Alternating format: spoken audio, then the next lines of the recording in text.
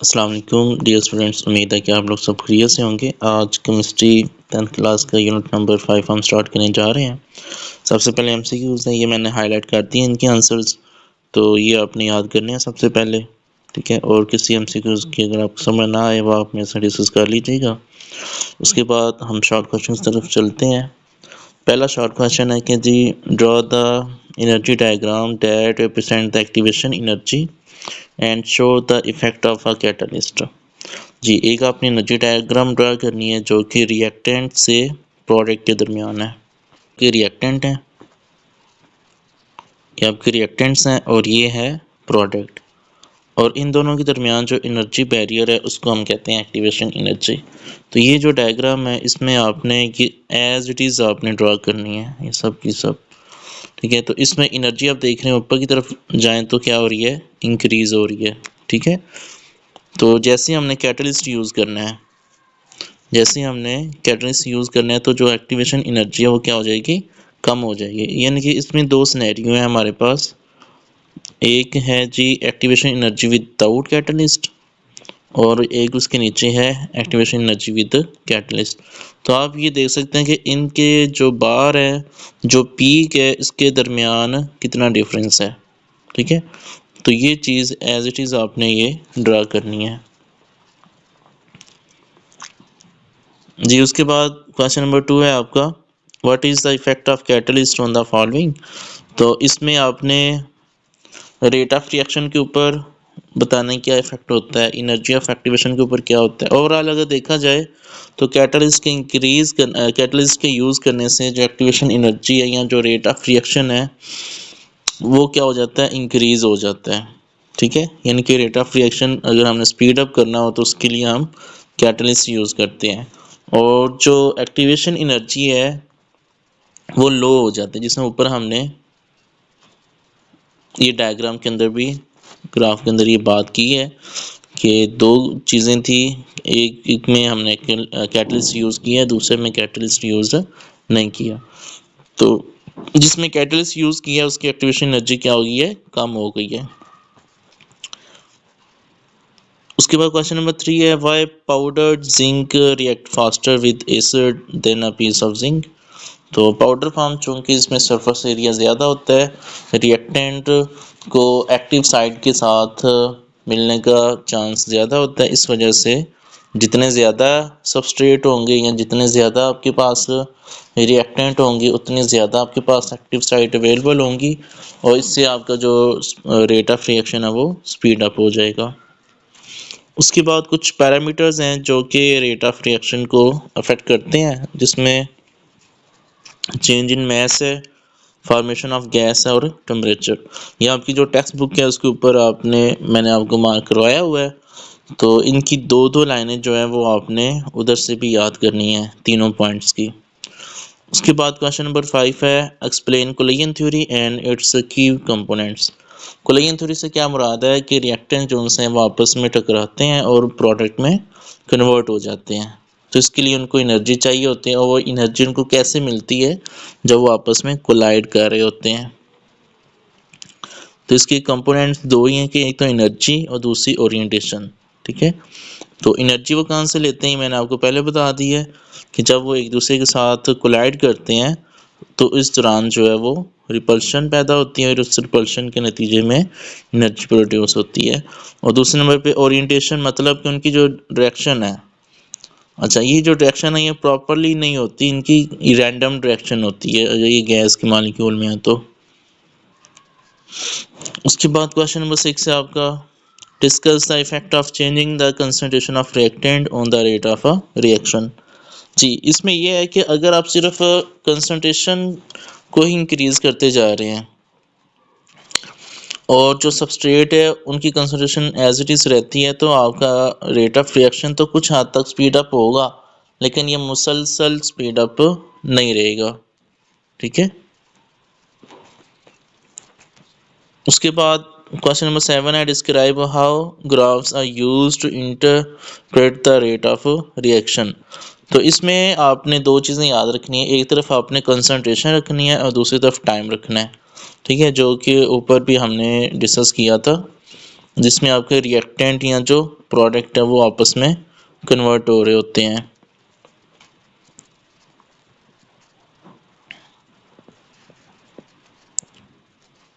जी, उसके बाद question number 8 है कि why is activation energy important in determining the rate of reaction. जी, रेट ऑफ रिएक्शन फाइंड करने के लिए जो लोएस्ट एनर्जी होती है वही हम कैलकुलेट करते हैं, वही कंसीडर करते हैं, ठीक है। और एक्टिवेशन एनर्जी किसी भी रेट ऑफ रिएक्शन को कैलकुलेट करने के लिए अहम रोल अदा करती है, क्योंकि अगर एक्टिवेशन एनर्जी कम होगी तो आपके जो रिएक्टेंट्स हैं वो इजीली प्रोडक्ट में कन्वर्ट हो जाएंगे, मतलब कि आपका जो रेट ऑफ रिएक्शन होगा वो फास्ट होगा। जी, उसके बाद क्वेश्चन नंबर 9 है आपका, if you increase the temperature of a reaction how does this affect the kinetic energy of the particles. तो आपको पता है कि किनेटिक एनर्जी जो सी है वो डायरेक्टली प्रोपोर्शनल होती है टेम्परेचर के। टेम्परेचर के ज़्यादा होने से जो किनेटिक एनर्जी है वो भी ज़्यादा होगी, और किनेटिक एनर्जी के अंदर जो वेलोसिटी है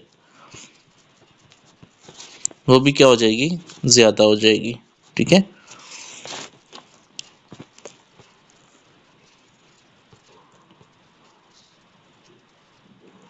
जी, उसके बाद क्वेश्चन नंबर 10 है आपका, why do only a fraction of collisions lead to a reaction according to collision theory.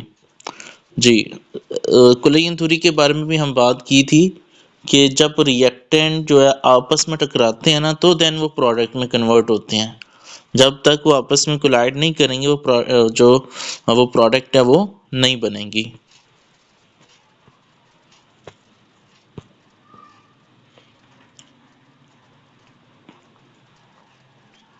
जी, उसके बाद है क्वेश्चन नंबर 11 है कि evaluate how increasing activation energy affects the rate of reaction. ये हमने ऊपर भी ग्राफ में भी बात की है कि अगर एक्टिवेशन एनर्जी की वैल्यू ज़्यादा होगी तो जो रेट ऑफ रिएक्शन है वो क्या हो जाएगा, स्लो हो जाएगा। जिसमें ये देखें जो सबसे ऊपर वाली जो पीक है, ठीक है, यानी कि ये इसकी जो एक्टिवेशन एनर्जी है वो ज़्यादा है, इसलिए इसको ज़्यादा टाइम लगेगा प्रोडक्ट के अंदर कन्वर्ट होने में, ठीक है। तो जब आप एक्टिवेशन एनर्जी ज़्यादा करते हैं तो रेट ऑफ रिएक्शन ऑटोमेटिकली क्या हो जाता है, कम हो जाता है, डिक्रीज हो जाता है।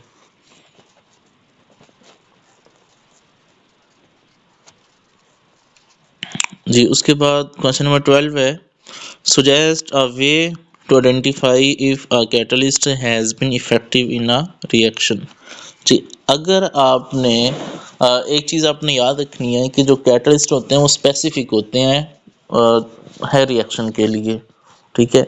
और ये तमाम चीज़ें जो है ये हमने पहले लैब के अंदर एक्सपेरिमेंटली डिटरमाइंड की होती हैं कि कौन सा कैटलिस्ट आपने कौन से रिएक्शन में यूज़ करना है। तो अगर तो आपको इस चीज़ का इल्म ना हो कि कौन सा आपने कैटलिस्ट यूज़ करना है, तो आपको जो डिज़ायर्ड प्रोडक्ट है वो नहीं मिलेगी। अगर मिल जाएगी तो उसके अंदर जो है इम्प्योरिटीज़ के होने के चांसेस होंगे, उसकी यील्ड कम होगी और वो जो प्रोसेस है वो स्लो होगा, ठीक है। तो किसी भी कैटलिस्ट को आइडेंटिफाई करने का तरीका यही है कि अगर तो वो फास्ट प्रोडक्ट दे रहा है तो वो कैटलिस्ट आपके लिए सूटेबल है। उसके बाद क्वेश्चन नंबर 13 है आपका,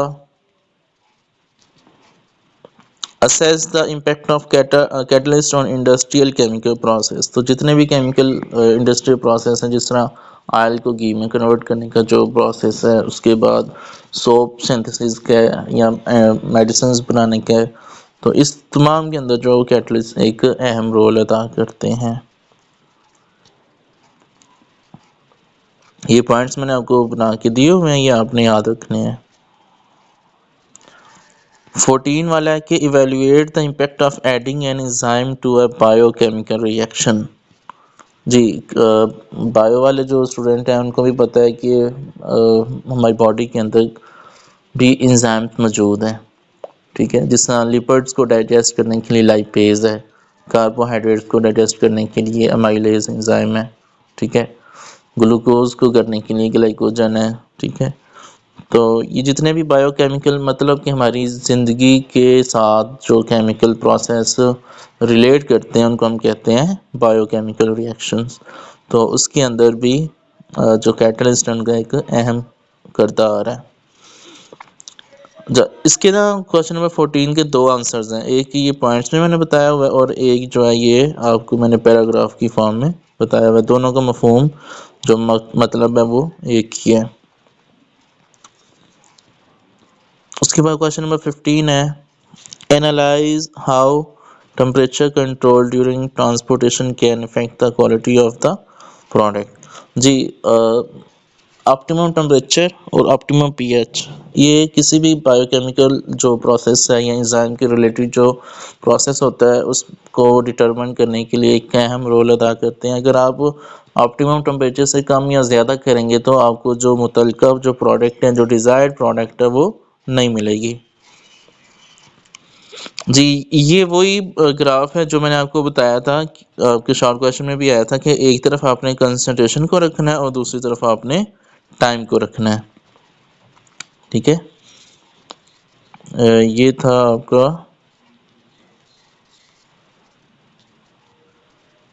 क्वेश्चन नंबर 7। ठीक है, तो इसी में आपने ये वो वर्डिंग लिख के तो इसमें आपने ये ग्राफ भी बता देना है।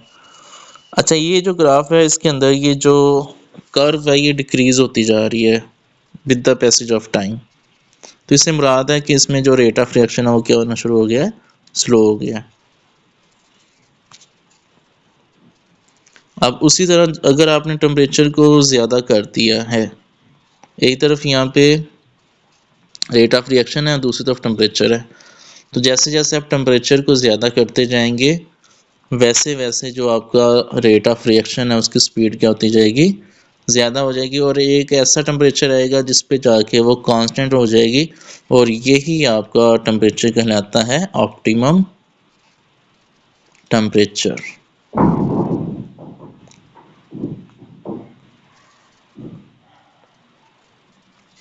जी, उसके बाद कैटलिस्ट का इफेक्ट बताना है आपने रेट ऑफ रिएक्शन पे। या ऑलरेडी हमने जो फर्स्ट शॉर्ट क्वेश्चन था उसके अंदर भी डिस्कस किया है सेम ग्राफ।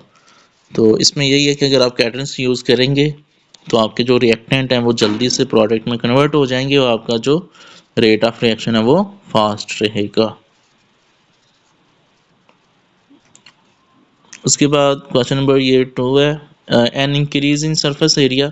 जी, अगर सरफेस एरिया ज़्यादा आप कर देंगे तो कैटलिस्ट को ज़्यादा एक्टिव साइट मिल जाएंगी। जब ज़्यादा एक्टिव साइट मिलेंगी तो ज़्यादा प्रोडक्ट के अंदर कन्वर्ट होगा। तो इसलिए हम जो कैटलिस्ट यूज़ करते हैं प्रेफर करते हैं कि वो पाउडर फॉर्म में मौजूद हों as compare to solid form. जी, उसके बाद क्वेश्चन नंबर 3 है, इसमें आपने कैटलिस्ट का जो रोल है केमिकल रिएक्शंस में ये आपने बताना है कि ये क्या करते हैं। एक्टिवेशन एनर्जी को स्लो कम करते हैं, केमिकल रिएक्शन को फास्ट अप करते हैं। ठीक है, और इजीली अवेलेबल होते हैं, कॉस्ट इफेक्टिव होते हैं। ये तमाम जो इसकी एप्लीकेशंस हैं या जो रोल है ये भी आपने याद रखना है। जी, उसके बाद क्वेश्चन नंबर 4 है, discuss the impact of temperature on the rate of reaction. जो इसके मतलब हमने एक साइंटिस्ट का नाम है आपको बताया था बोल्ट्जमैन के बारे में। ये लिखा मैक्सवेल बोल्ट्जमैन।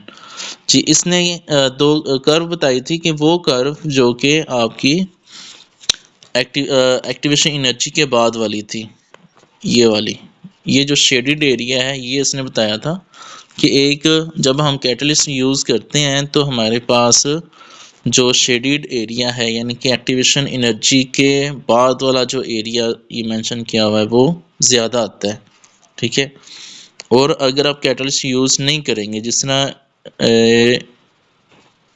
ये वाला ग्रीन से मैं बताने को, इसमें ग्रीन वाले में कैटलिस्ट यूज़ नहीं हुआ तो इसमें जो सरफेस जो शेडेड एरिया है वो सिर्फ इतना सा है। ठीक है, लेकिन जब आपने कैटलिस्ट को यूज़ किया है तो यही आपका जो शेडेड एरिया है ये ज़्यादा हो गया। ये है रेड वाला है विद कैटलिस्ट। तो अब मुझे बताएं कि पहले वाला एरिया ज़्यादा था कि अब वाला एरिया ज़्यादा है। तो डेफिनेटली अभी वाला जो एरिया है वो पहले वाले की निस्बत ज़्यादा है, क्योंकि इसमें हमने जो है टेम्परेचर को ज़्यादा किया है और कैटलिस्ट भी यूज़ किया है। तो सिंपल सा मेथड है कि टेम्परेचर के ज़्यादा होने से रेट ऑफ रिएक्शन भी क्या हो जाता है, ज़्यादा हो जाता है। तो ये आपका लॉन्ग क्वेश्चन है ये वाला, ठीक है, इसको आपने अच्छे से याद रखना है। और ये डायग्राम भी, दोनों डायग्राम ड्रा करनी है। ये रिपीट हो गए पेज जी। उसके बाद है justify the role of chemical kinetics in food industry. तो फूड इंडस्ट्री के अंदर केमिकल किनेटिक्स का क्या रोल है, ये तमाम आपने जो है वो लिखने हैं और याद भी करने हैं।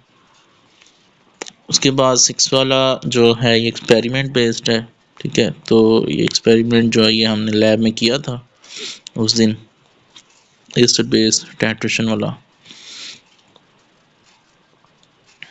क्वेश्चन नंबर 7 भी, ये भी आपका एक्सपेरिमेंटल बेस्ड है, ठीक है, एक्सपेरिमेंट के साथ रिलेटेड है। क्वेश्चन नंबर 10 है आपका कि टेम्परेचर और कंसंट्रेशन का आपने इफेक्ट बताना है with respect to rate of reaction, कि रेट ऑफ रिएक्शन पे जो टेम्परेचर है उसका और कंसंट्रेशन का क्या इफेक्ट होता है।